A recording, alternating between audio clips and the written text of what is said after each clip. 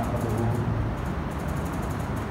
ونصلي ونسلم على سيدنا ومولانا محمد رسول النبي الأمين الحبيب الأمين الكريم. أما بعد أعوذ بالله من الشيطان الرجيم. بسم الله الرحمن الرحيم.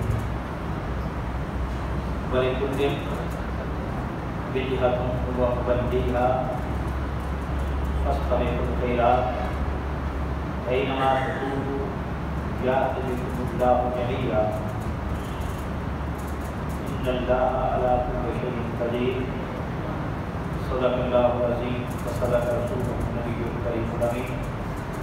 بلغ العلا بكماله كشف الدجى بجماله حسنت جميع خصاله صلوا عليه وعليه. الصلاة والسلام عليك يا سيدي يا رسول الله وعلى آلك وصحبك وحبیب اللہ. سر سے لے کر پاؤں تک تنویر ہی تنویر ہے. گفتگو سرکار کی قرآن کی تفسیر ہے.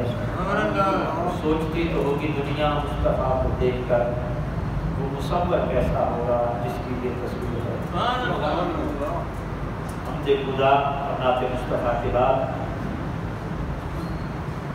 جو میں نے آیات پر ساتھ تلاوت کی اس کی روشنی میں حضور نبی مکرم صلی اللہ علیہ وآلہ وسلم کی عظمت کے حوالے سے چند باتیں آپ کی گوش گزار کروں گا. دعا ہے اللہ جل مجدہ مجھے حق کہنے آپ کو سننے اور ہم سب کو اس پر عمل کرنے کی توفیق عطا فرمائے. یہ سورہ ہے بقرہ کی آیت نمبر 148 ہے. اس میں ارشاد باری تعالیٰ ہے وَلِكُلٍّ وِجْهَةٌ. ہر کسی کے لیے کوئی نہ کوئی جہت ہے, کوئی نہ کوئی سمت ہے.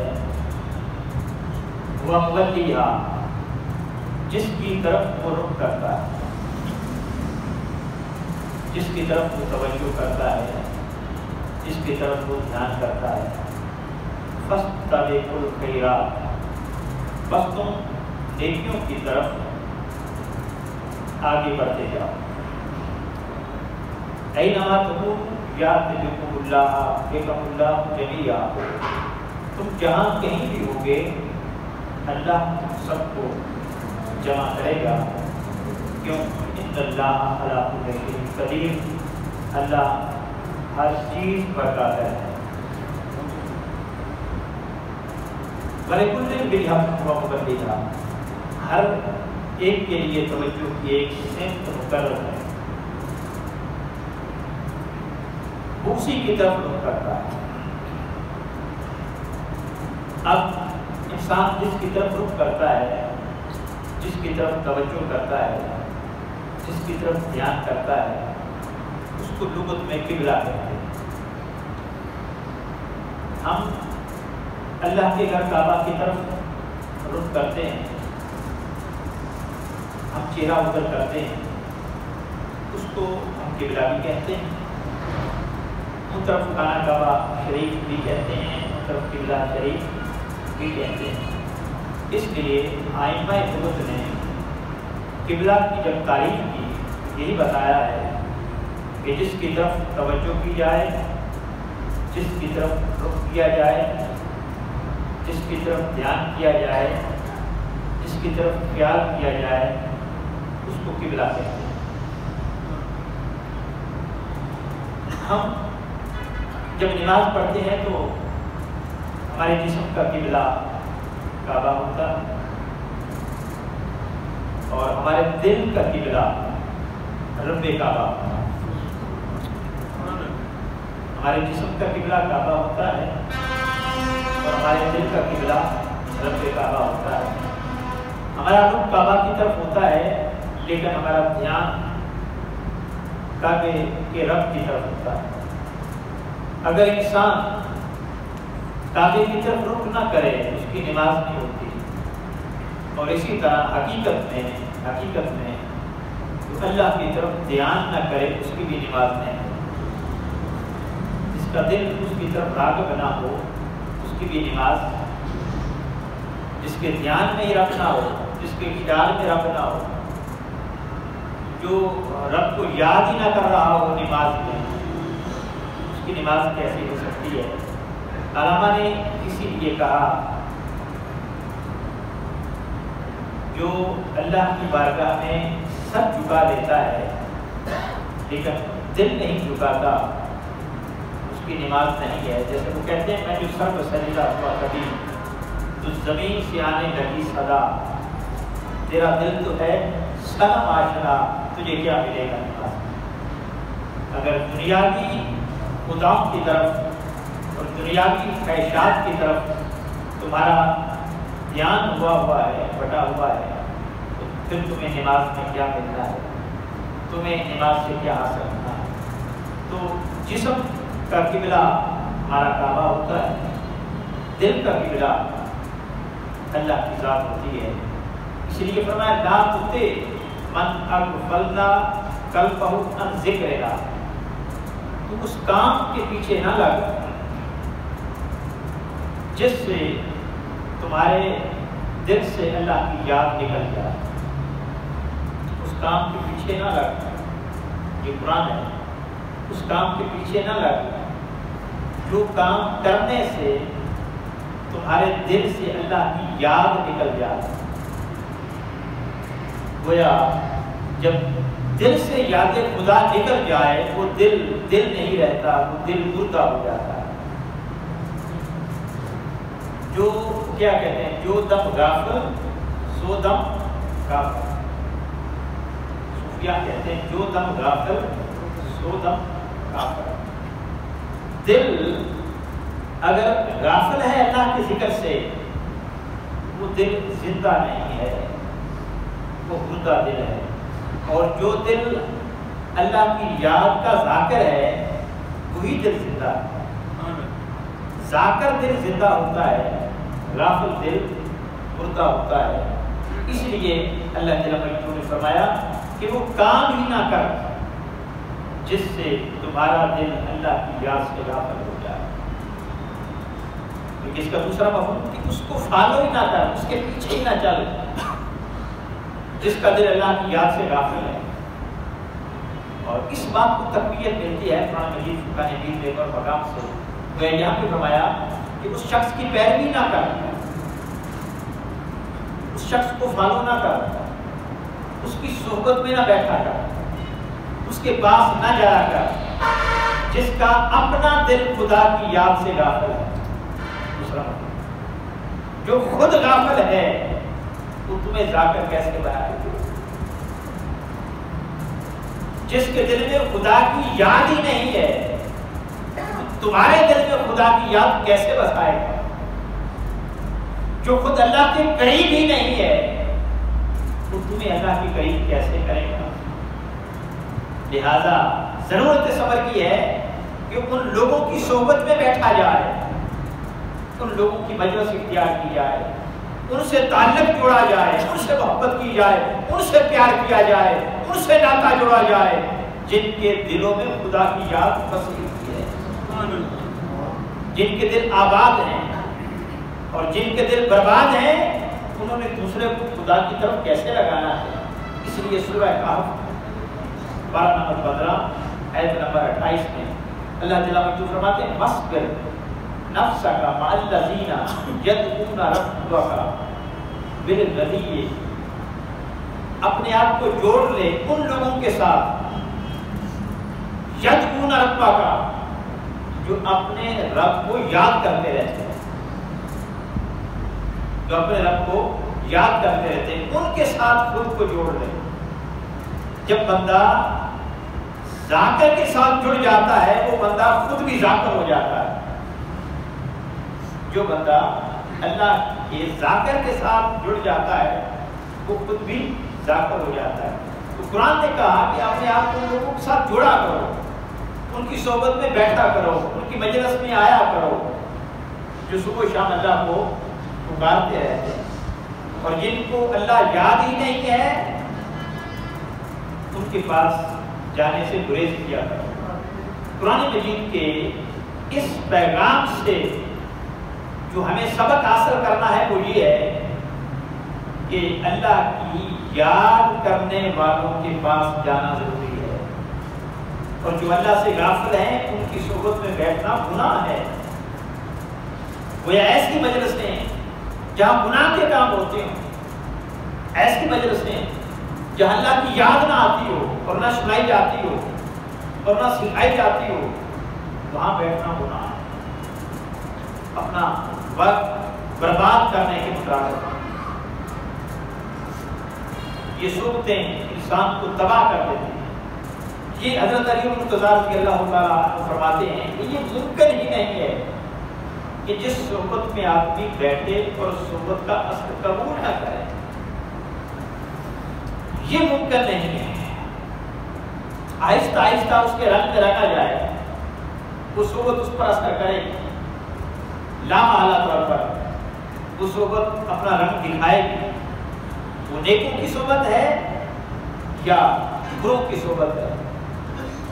تو اس لیے فرمایا کہ لا تطع من اغفلنا قلبہ عن ذکرنا، ایسے لوگوں کے پیچھے نہ چلا کر جن کا دل اللہ کی یاد سے غافل ہے، اور جن کا دل اللہ کی یاد میں آباد ہے ان کی صحبت میں بیٹھا ہے۔ حدیث پاک میں آتا ہے صحبت کا اثر کیا ہوگا؟ جب قیامت کا دن ہوگا تو لوگ جنتی جنت میں جا رہے ہوں گے، جہنمی جہنم میں جا رہے ہوں گے، تو وہ طبقہ جو اللہ کے ذکر میں ہر وقت سرشار رہتا ہے، جن کا من خدا کی یاد میں بسا رہتا ہے، جو ہر وقت اللہ کی یاد میں مست ہوئے خود رہتے ہیں، جب رات ہوتی ہے تتجافی جنوبہم عن المضاجع، بستر ان کو لذت نہیں دیتے، ان کو لذت آتی ہے جب ان کے پہلو بستروں سے جدا ہو جاتے ہیں۔ یدعون ربہم بالغداۃ والعشی، پھر صبح شام مولا کو پکارتے رہتے ہیں۔ ایسے لوگ کھڑے ہوں گے اور جہنم میں کچھ لوگوں کو دیکھیں گے جو اپنے اعمال کی وجہ سے جہنم میں چلے گئے، لیکن انہوں نے کچھ وقت اللہ والوں کی مجلس میں گزارا ہوگا، ان کی صحبت میں بیٹھیں گے تو وہ کہیں گے باری تعالیٰ یہ تو وہ لوگ ہیں کہ جو میری مجلس میں بیٹھا کرتے تھے، ہمارے ساتھ نمازیں پڑھتے تھے، یصلون معنا یصومون معنا یجلسون معنا۔ وہ کہیں گے مولا ہمارے پاس بیٹھا کرتے تھے، ہمارے ساتھ نمازیں پڑھا کرتے تھے، ہمارے ساتھ روزہ رکھا کرتے تھے، ہمارے ساتھ ذکر کیا کرتے تھے، کیا ہوا اگر کچھ غلطیوں کے باعث بھی دوزخ میں چلے گئے، لیکن مولا اگر ہم سے تو پیار کرتا ہے اور ہماری مجلسیں، ہماری صحبتیں، ہمارے ذکر کو قبول کرتا ہے، تو مولا ہم تیری بارگاہ میں التجا کرتے ہیں کہ ان کو بھی جنت میں بھیج دے۔ سبحان اللہ۔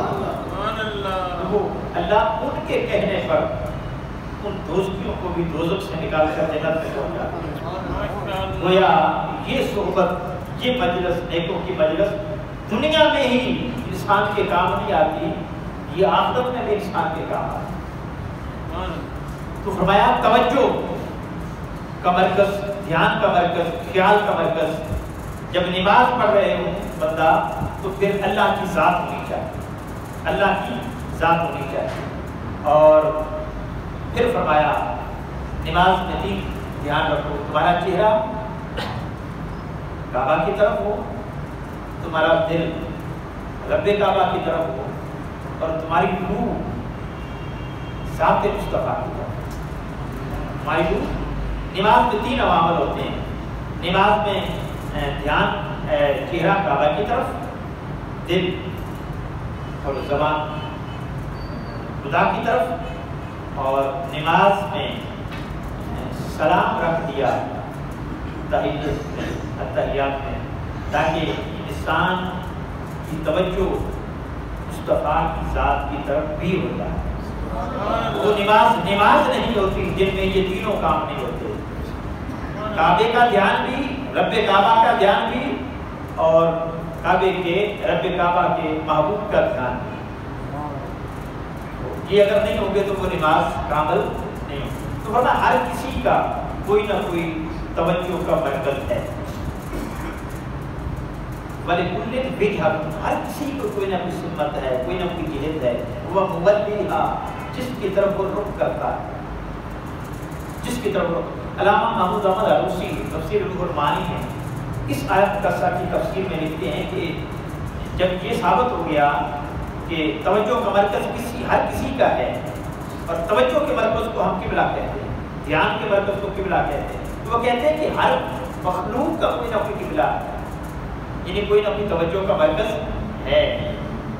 اب وہ اس کی تفسیر میں لکھتے ہیں حدیث قدسی کو کہتے ہیں فقبلۃ المقربین العرش، مقربین کا قبلہ عرش ہے، والروحانیین الکرسی، روحانیوں کا قبلہ کرسی ہے، والقربین بیت المعمور، آسمانی مخلوق کا قبلہ بیت المعمور ہے، فقبلۃ الانبیاء بیت المقدس، انبیاء کا قبلہ بیت المقدس ہے، فقبلۃ کا محبوب تیرا قبلہ، اب ہر کسی کا قبلہ گنوایا نا تو بات آئی حضور کے قبلہ کی، فرمایا فقبلۃ کا محبوب تیرا قبلہ الکعبہ، وہ کعبہ ہے، اور پھر فرما دیا وضاحت کر دی فہی قبلۃ جسدک، لیکن یہ کعبہ تیرے سراپے کا قبلہ نہیں ہے، یہ فقط تیرے جسم کا قبلہ ہے، یہ فقط تیرے جسم کا قبلہ ہے۔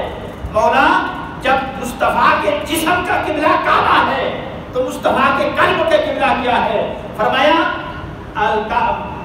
فقبلۃ الکعبہ، یہ تیرے جسم کا قبلہ کعبہ ہے، فقبلۃ روح کا، اور تیرے دل کا قبلہ، تیری روح کا قبلہ آنا، فرمایا محبوب میری ذات ہے، تیرے جسم کا قبلہ کعبہ ہے، تیری روح اور تیرے دل کا قبلہ میری ذات ہے۔ سوال یہ پیدا ہوتا ہے باری تعالیٰ جب ہر کسی کا کوئی نہ کوئی قبلہ ہے، ہر کسی کا کوئی نہ کوئی توجہ کا مرکز ہے، ہر کسی کے لیے کوئی نہ کوئی جہت ہے، کوئی نہ کوئی سمت ہے، تو مولا بتا تیرا قبلہ، تیری توجہ کا مرکز، تیرے دھیان کا مرکز کون ہے؟ فرمایا کہ قبلتی فانتا، محبوب تیری روح کا قبلہ میری ذات ہے، اور میری ذات کا قبلہ تیری ذات ہے۔ میری ذات کا قبلہ تیری ذات ہے، یعنی تو میری توجہ کا مرکز ہے محبوب، تو میرے دھیان کا مرکز ہے محبوب، میں تیری طرف رخ کرتا ہوں، اس لیے فرمایا قد نرا تقلب وجهک فی السماء، میرے محبوب جب تو مجھے دیکھتا ہے، مجھے اپنی عزت کی قسم میں تجھے دیکھتا ہوں، قد نرا تقلب وجهک فی السماء، جب تیرا چہرہ بار بار آسمان کی طرف اٹھتا ہے میری طرف دیکھنے کے لیے، تو میرے محبوب قد نرا، تب میں بھی تجھے تک رہا ہوتا ہوں، میں بھی تجھے تک رہا ہوتا ہوں۔ اور پھر میرے محبوب جب تو پتھر کھاتا ہے، جب تو لمحان ہوتا ہے، جب تو جنگیں کرتا ہے، جب تو صبر کرتا ہے، جب تو نمازیں پڑھتا ہے، جب راتوں کو اٹھ کر میری عبادت کرتا ہے، جب تو مجھے یاد کرتا ہے، فاصبر لحکم ربک، جب تو میری خاطر تکلیفیں اٹھاتا ہے، تو میں سورہ طور میں کہتا ہوں فاصبر لحکم ربک فإنک بأعیننا، محبوب میری دی ہوئی تکلیفوں پر صبر کرتا ہے، میں سمجھ میں تجھے بولتا ہوں فاصبر، تو صبر کر، فإنک بأعیننا، تو ہر وقت میری توجہ میں رہتا ہے، تو میری نگاہ میں رہتا ہے، میرے دھیان میں رہتا ہے۔ یہ مت بھول کہ یہاں زمین پر میں خدا کے لیے تکلیفیں برداشت کر رہا ہوں، طیف میں خدا کے لیے پتھر کھا رہا ہوں، بدر و احد میں خدا کے لیے اذیتیں برداشت کر رہا ہوں، اور خدا مجھے بھول گیا۔ میرے محبوب نہیں، فاصبر لحکم ربک فإنک بأعیننا، بس تو ان تکلیفوں پر صبر کرتا جا، مجھے اپنی عزت کی قسم تو ہر وقت میری نگاہ میں رہتا ہے، میں تجھے تکتا رہتا ہوں، تو میری توجہ کا مرکز ہے، تو میرے دھیان کا مرکز ہے، خیال کا مرکز ہے، وجدان کا مرکز ہے۔ اس لیے تو میں کہتا ہوں جب تو سویا ہوتا ہے تو میں کہتا ہوں یا ایھا المزمل، اے چادر لیٹ کر آرام کرنے والے محبوب، جب تو کمبل لے کر اوڑھ کر سویا ہوتا ہے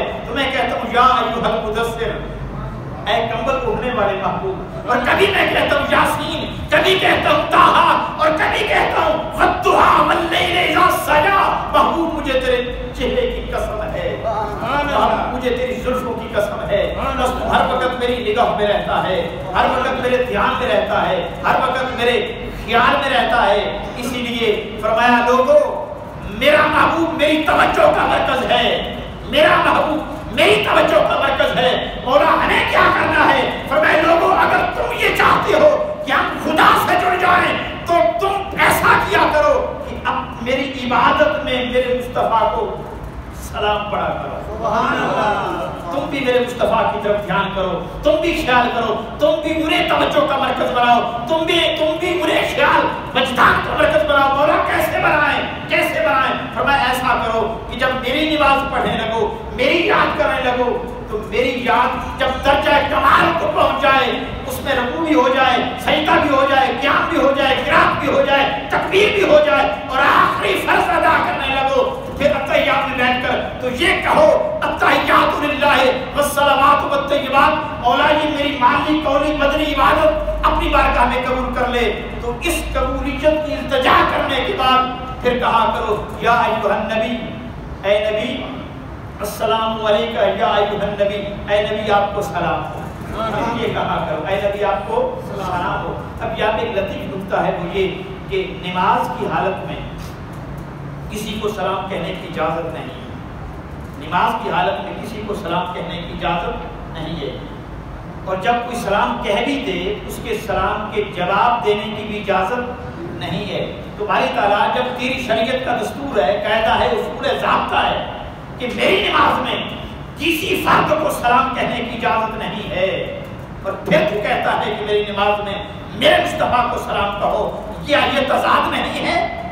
ایک طرف کہا کہ میری نماز میں کسی کو سلام کہنے کی اجازت نہیں ہے، اور پھر تو کہتا ہے کہ میری نماز میں ہی میرے مصطفیٰ کو سلام کہو۔ مولا یہ کیا کھلا تضاد نہیں ہے؟ اللہ بتاتا ہے لوگوں یہی تو بتانا تھا کہ آدم سے لے کر قیامت تک آنے والا ہر فرد میری بارگاہ میں کسی ہے، لیکن مصطفیٰ کسی نہیں ہے، وہ تو اپنا ہے، تضاد نہیں ہے۔ میں نے کہا تھا کسی کو سلام نہ کہو، لیکن میرا مصطفیٰ کسی تھوڑا ہے، میرا مصطفیٰ کسی تھوڑا ہے، یہ دوسرا تھوڑا ہے۔ میں نے تو مصطفیٰ کو اپنے اتنا قریب کر لیا ہے، بلکہ کہہ دیا ہے میں یطیع الرسول فقط اطاع اللہ، جس نے میرے مصطفیٰ کی اطاعت کر لی گویا اس نے خدا کی اطاعت کر لی۔ میں نے تو اتنا قریب کر لیا ہے، میں نے تو اتنا قریب کہ جس نے مصطفیٰ کی اطاعت کر لی اس نے گویا خدا کی اطاعت کر لی، جس نے مصطفیٰ کا ادب کر لیا اس نے خدا کا ادب کر لیا، جس نے مصطفیٰ کو راضی کر لیا اس نے خدا کو راضی کر لیا، جس نے مصطفیٰ کا ذکر کر لیا اس نے خدا کا ذکر کر لیا۔ میرے بابو ہم نے تیرے ذکر کو بلند کیا ہے، اس کا ایک معنی یہ ہے جان تو تمام ایمان بذکر کمائی، بلکہ اس سے پہلے اذا ذکرت مائی کہ میرے بابو میں نے تیرے ذکر کو ایسا بنایا ہے کہ اب جہاں میرا ذکر ہوگا ساتھ تیرا ذکر ہوگا، ذکرت مائی، جہاں میرا ذکر ہوگا ساتھ تیرا ذکر ہوگا۔ اور پھر فرمایا جہاں تو تمام ایمان بذکر کمائی، فرمایا پہلے یہ تھا جہاں میرا ذکر ہوگا وہاں تیرا ذکر ہوگا، کوئی میرا ذکر کرے تیرا ذکر نہ کرے میں اپنا ذکر قبول نہیں۔ اب نماز میں جہاں خدا کا ذکر ہے وہاں مصطفیٰ کا سلام ہے، اذان میں بھی جہاں ذکر خدا ہے وہاں ذکر مصطفیٰ ہے، کلمہ میں بھی پہلے نام خدا آتا ہے پھر نام مصطفیٰ آتا ہے۔ فرمایا اذا ذکرت مائی، جہاں میرا ذکر ہوگا وہاں تیرا ذکر ہوگا، کوئی یہ نہ سمجھ لے کہ یہ تو آپشن دے دیا، کمپلسری نہیں ہے، خدا کے ذکر کے ساتھ مصطفیٰ کا ذکر کرنا کمپلسری نہیں ہے۔ اگلی حدیث میں بتا دیا نہیں یہ آپشنل نہیں، کمپلسری ہے۔ اذا ذکرت مائی، جہاں میرا ذکر ہوگا وہاں تیرا ذکر ہوگا۔ پھر فرمایا جعلت تمام ایمان بذکر کمائی، میں اپنے ذکر کو ایمان کا درجہ تب دوں گا جب میرے ذکر کے ساتھ تیرا ذکر ہوگا، جب میرے ذکر کے ساتھ تیرا ذکر ہوگا۔ اور تیسری بات فرمائی جعلت کا ذکر من ذکری فمن ذکرہ کا ذکرہ کہ نہیں، پیارے محبوب میں نے تیرے ذکر کو اور تیری یاد کو اپنی یاد اور اپنا ذکر بنا دیا، بس جس نے تجھے یاد کر لیا اس نے مجھے یاد کر لیا، جس نے تیرا ذکر کر لیا اس نے میرا ذکر کر لیا۔ تو خدا کی توجہ کا مرکز ذات مصطفیٰ ہے، خدا کی توجہ کا مرکز ذات مصطفیٰ ہے، اور ہمیں فرمایا ہے لوگوں جب میری توجہ کا مرکز میرا مصطفیٰ ہے تو تم بھی اپنی توجہ کا مرکز میرے مصطفیٰ کو بنا دو، تم بھی اپنے ادب کا مرکز مصطفیٰ کو بنا دو، تم بھی مصطفیٰ کو یاد کیا کرو، تم بھی مصطفیٰ کے گیت گایا کرو، تم بھی انہی کا ادب کرو، انہی کا ذکر کرو، انہی کی اطاعت کرو۔ یہ سارا کچھ انہی کا کرنا، یہ انہی کا کرنا نہیں ہوگا، یہ میرا کرنا ہوگا۔ یہ مت سمجھنا کہ ان کا ذکر کرتے ہیں تو انہیں کا کرتے ہیں، نہیں، انہیں کا ذکر انہیں کا نہیں ہے، انہیں کا ذکر میرا ہے۔ اس لیے فرمایا، اس لیے حضرت کہتے ہیں حاجیو آؤ شہنشاہ کا روزہ دیکھو، حاجیو آؤ شہنشاہ کا روزہ دیکھو، کعبہ تو دیکھ چکے، اب کعبے کا بھی کعبہ دیکھو۔ وہ اعلیٰ حضرت بتانا چاہتے ہیں لوگوں، ایک کعبہ مکہ میں ہے، دوسرا کعبہ مدینہ میں ہے۔ مکہ میں فقط کعبہ ہے، مدینہ میں کعبے کا کعبہ ہے۔ وہ کعبہ پتھروں سے بنا ہے، یہ کعبہ نور سے بنا ہے۔ وہ کعبہ بتوں کا گھر تھا، اس کعبے نے اس کو پاک کیا۔ وہ کعبہ عبادت کا قبلہ، یہ کعبہ محبت کا قبلہ، وہ کعبہ نمازوں کا قبلہ، یہ کعبہ ایمان کا قبلہ۔ وہاں دل لرزتے ہیں، یہاں دل سنبھلتے ہیں۔ وہ کعبہ آنسو دیکھتا ہے، یہ کعبہ آنسو پوچھتا ہے۔ وہ کعبہ دعاؤں کا مرکز ہے، یہ کعبہ عطاؤں کا مرکز ہے۔ ارے ساری دنیا اس کعبے کا طواف کرتی ہے، مگر وہ کعبہ میرے مصطفیٰ کا طواف کرتا ہے۔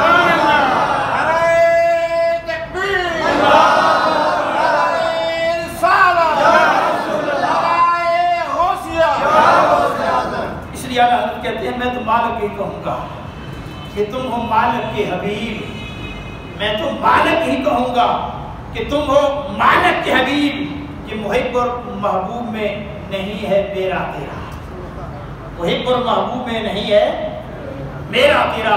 تو خدا کی ذات تک پہنچنا ہو تو مصطفیٰ کے ذریعے پہنچا جائے، مصطفیٰ کے وابتغوا الیہ الوسیلہ۔